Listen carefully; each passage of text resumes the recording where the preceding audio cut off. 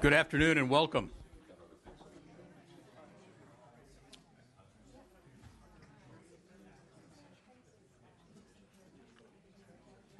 Good afternoon. My name is Rich Gordon, and I am chair of the Assembly's Select Committee on Water Consumption and Alternative Sources. The committee is meeting today, Wednesday, January 20th, here in Sacramento in the state capitol. We have several members who are attending other committee hearings or in the middle of other business, and we will, I think, during the course of the next couple of hours, have members in and out. But that's the way our process is here. We are keeping a full record of what transpires here today, and we'll also be taking public comment at the end of the hearing, and we'll also welcome any written comment. I know that we are being broadcast, and I also wanted to make folks know that we do have a Twitter feed for this event. Nuriel, it's hashtag ASM Drought.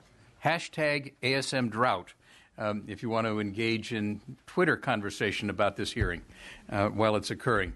Our focus today is to look at how a very precious resource for the state of California could be reused rather than a once-through use. Is there an opportunity for us to think about and use water in a way that recycles it for use, and what would that look like? What are the issues related to that? So we have several panels. I am going to ask each of our panelists to keep to the time limits that we've allotted, and I'll be a taskmaster if I need to. Obviously, even though we have been experiencing in Northern California some rain over the last few weeks, and we've seen some lake level rise, we in California, even in good years, don't normally have enough water for all of our people and all of our needs. So the fact we've been in a drought has, I think, brought greater attention to our water needs. Obviously, storms over the last few days and weeks have not ended the problem in California and will not end the problem in California. This is an ongoing issue for us. So thinking today and in hearing some about the issues of reuse and recycling, I think, is important for us as we consider in the state assembly and state legislature this critical resource of water and how we best protect it, use it, and potentially reuse it. I want to welcome two of my colleagues who have joined me at this point, Young Kim and Kacho Chajian. Thank you both for being here. And if you'd like to make any opening comments or remarks, Ms. Kim? Sure. Thank you, Chairman Gordon, for convening this very timely and important hearing. Thank you very much. I'd like to welcome everyone who is joining us. I've had the privilege of sampling some recycled water when I toured my local water district facility in Orange County. And I want to tell you that it was probably some of the best water I've ever tasted. So I want to thank you for holding this hearing today on the value of urban solutions. Water reuse, recycling is an important option for the long-term sustainability of the state. So we need to do this safely, which is why we're here to listen from the experts. And so I'm very glad to see many of the stakeholders with us today. And I'm looking forward to listening to your perspectives, to your insights on this important topic. And I look forward to your presentations and later tasting some of the purified water. Thank you. Great, thank you. Mr. Chajian? Thank you, Mr. Chair. I was wondering after you introduced Young Kim if you were going to old Kacho. But anyway, well said. Well said. Looking forward for the presentation. I'll remember that for the future, though. Thank you. Let's move to our first presenter, and let me welcome to the table here Dr. Nusha Ajami. Dr. Ajami is Director of Urban Water Policy at Stanford University. And Stanford has a program called Water in the West. She's a hydrologist specializing in sustainable water resource management, water policy, and water energy food nexus.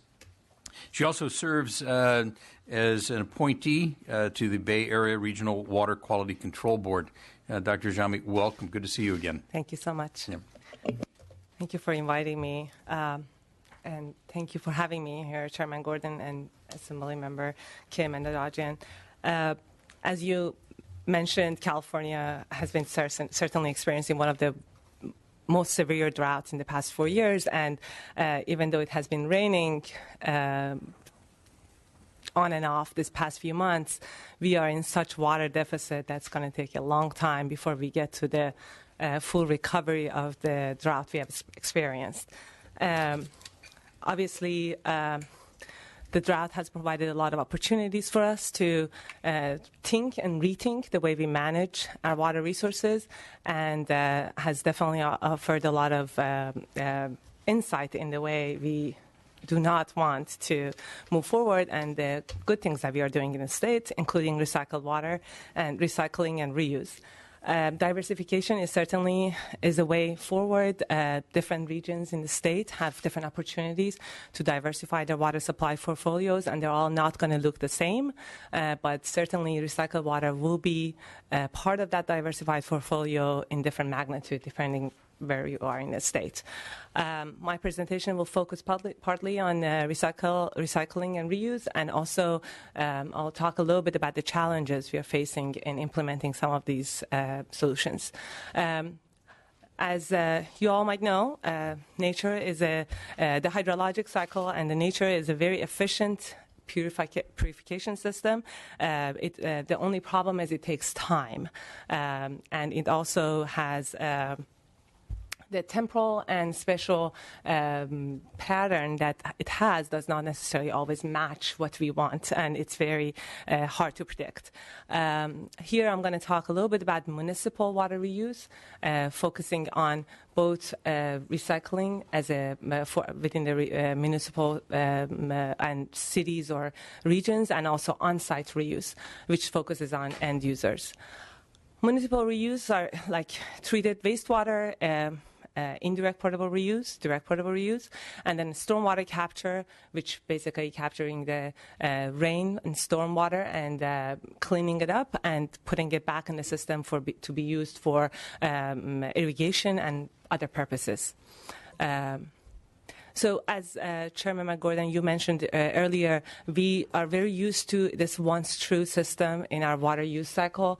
Traditionally, we'll take the water out of the out of the source, clean it up, purify it, put it to use, and then we will collect it as a wastewater, clean it up again, and put it back in the source for some other downstream users to use it. In the past decade or so, we have become a little bit smarter. We are thinking a little bit more about the fact that we have the opportunity to reuse some of these wastewater and put it back, clean it up, and put it back in the system for various purposes. There are two ways you can reuse that water in a municipal sense. You can clean it up and use it for sort of non-portable reuse, such as agriculture, irrigation, as I said. And portable reuse can also have two different types. One is indirect portable reuse and direct portable reuse. Indirect portable reuse, which actually right now we are doing in California, as Assembly Member Kim mentioned, in Orange County, was one of the first urban areas to do that, and partially that was to prevent seawater intrusion. The initial goal of that project was seawater intrusion. They cleaned the wastewater, re-injected into the groundwater basin, and then they decided, why not use that water for other purposes as well. We also internationally also another pioneer in this field of indirect portable reuse is Singapore. They put it in the surface water reservoir and then they use it for their daily purposes. Actually, they drink that water. Direct portable reuse would be a different system. You basically you clean the water and you put it back, put it into your water distribution system, and allow people to use it for their daily needs. Just to mention here is that right now in California, we are not doing direct portable reuse. We are not necessarily have the regulations set and still working on some of the regulatory needs for that type of water use. Municipal recycled water in California has definitely have come a long way since 1970s. Right now, we recycle about 13% of our water needs, and that, as you can see, mostly goes to agricultural irrigation, but it also is used for landscape irrigation, groundwater recharge, as I mentioned, and other purposes. Industrial use be one of the main users. This is a map that I actually got from California Water Plan Update 2013. This shows the recycled water levels in various parts of California. As you can see, one of the darkest ones is this area, which is again because of the Orange County Water facility, the reuse facility that's down there. And you can see that actually these are the agricultural areas in California which also do a lot of reuse. This map shows where and what do we use our recycled water for in California. And you can see in the Central Valley region, as I said, it's mostly used for agricultural irrigation. And as you go in the coastal regions, there are more diversity in the needs and demands that are met by recycled water. In the Los Angeles and Santa Ana area, the water is used for various purposes, from urban irrigation, commercial and industrial, groundwater reuse, and agricultural use. But still, you can see that we don't necessarily do a lot of water recycling in the Central Coast and Bay Area. As I mentioned, and you already have a few panelists here today from various indirect portable reuse systems that we have in California. Orange County is a great example of that. Santa Clara Valley Water District has already built a plant, and they're working on some of the additional infrastructure that they need to make that to bring it online.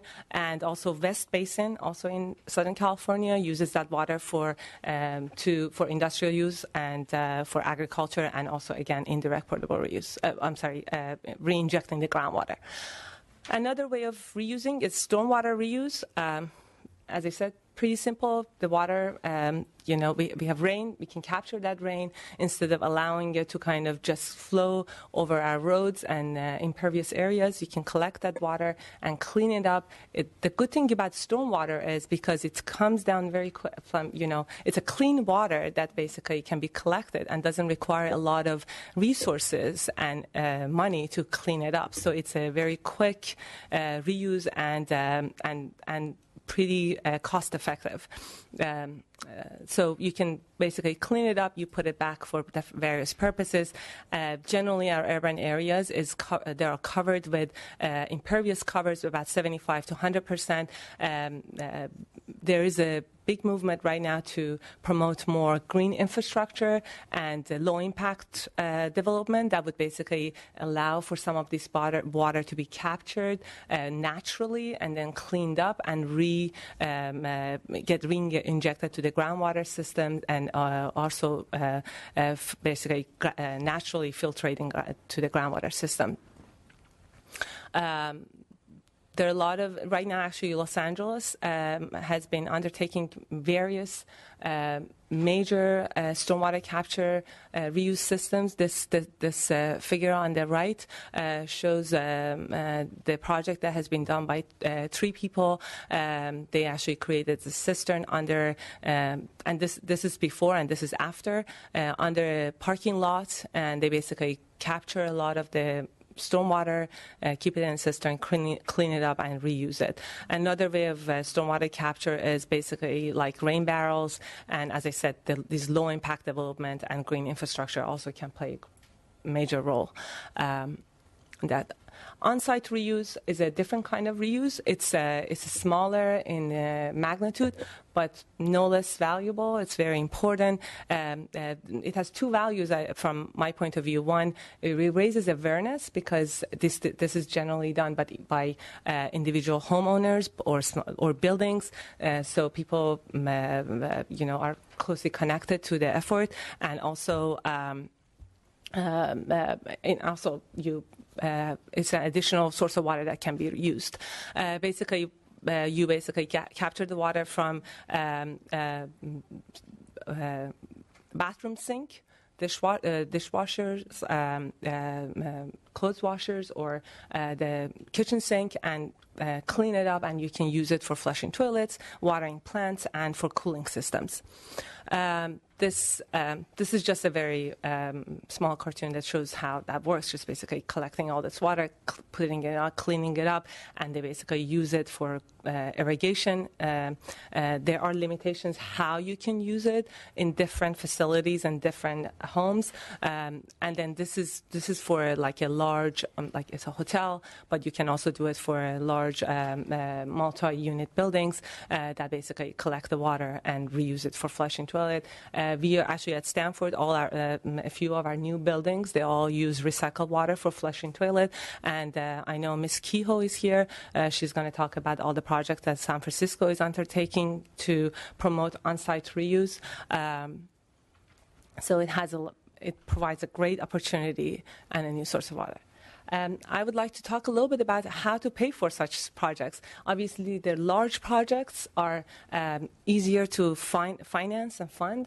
As you go down to gray infrastructure, gray water capture, and also the low-impact development and green infrastructure, even though they're cost less, it's harder to secure financing for them. They are not our traditional water infrastructure, so they don't fit within the same category. We actually just recently did a research, which will be released very soon, on what are the various innovative financing mechanisms that can be used for this kind of infrastructure. Obviously, financing is not just about the source of money and just the money. It's also about what kind of governance system you have to distribute the money. What do you need to catalyze change and sort of leverage the public funds with other kind of funds, and also what kind of pathways do you need to use to distribute those funds among the users. I would like to talk a little bit about the energy sector here.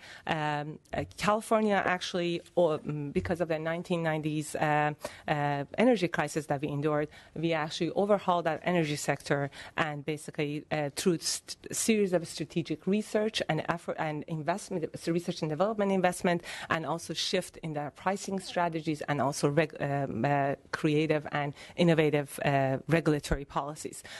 This figure actually shows the renewable energy portfolio in California since 2003.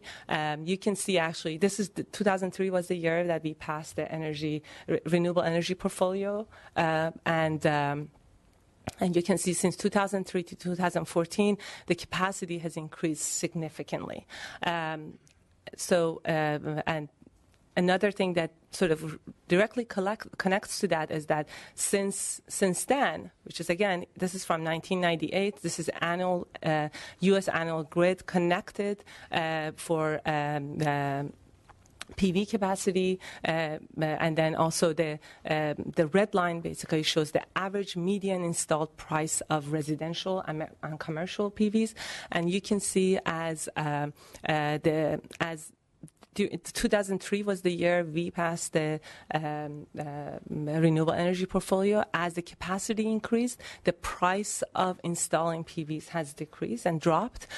Obviously, creating markets provides an opportunity for new innovative solutions and promoting them in the society. Another very important piece of this is how do consumers basically interact with us and with laws and regulations that are put in place. We were very interested to see why people start putting solar panels or on their roofs, or why they're basically buying energy efficient appliances in addition to some of the regulatory requirements. But solar panels are obviously not required. One of the in a recent surveys that has done by U.S. Home, basically the Clean Edge, you can see that most of the people do this because they want to save money. Obviously, the challenge is water is very cheap, it's not very expensive, so it's very, very cost hard, and it takes time to recover the cost of some systems like this very quickly. But for energy, obviously, the energy cost was higher, so people recover the cost of installing such systems much faster. Another work that actually we did this at Stanford, we looked at the number of patents as a proxy for innovation in the energy sector, and we compared it to the price of electricity to see how they are connected. One of the things we found that there's a direct correlation between the price of electricity and the number of patents that have been filed in the clean energy sector. Again, I mention this because as you see, there's one thing to have innovative ideas. There's another thing to make sure they are embraced and disseminated throughout the society, and recycled water and reuse are part of those innovative solutions that we need to help to promote, and obviously they require money to make it happen. And here you can see that as I said, as the price of electricity increased, so did the number of patents. This is another slide that shows the size of solar industry, the size of market, and also the number of patents.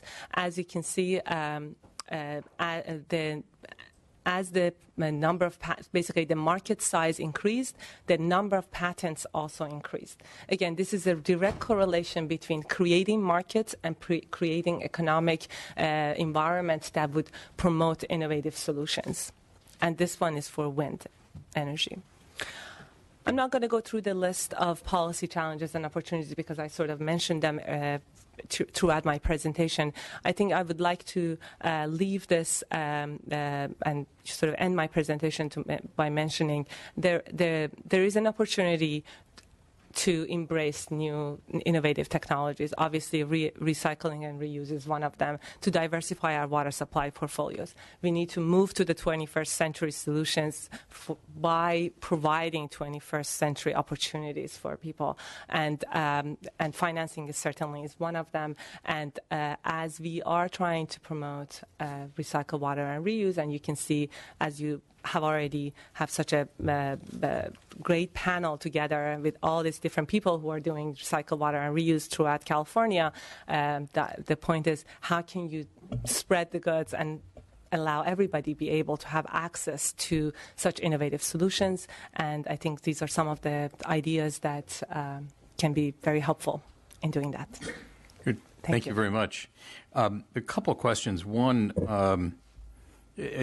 obviously, from what you're saying, it appears that the fact that water is cheap and perhaps undervalued in California may be one of the impediments to innovation and creativity in this sector.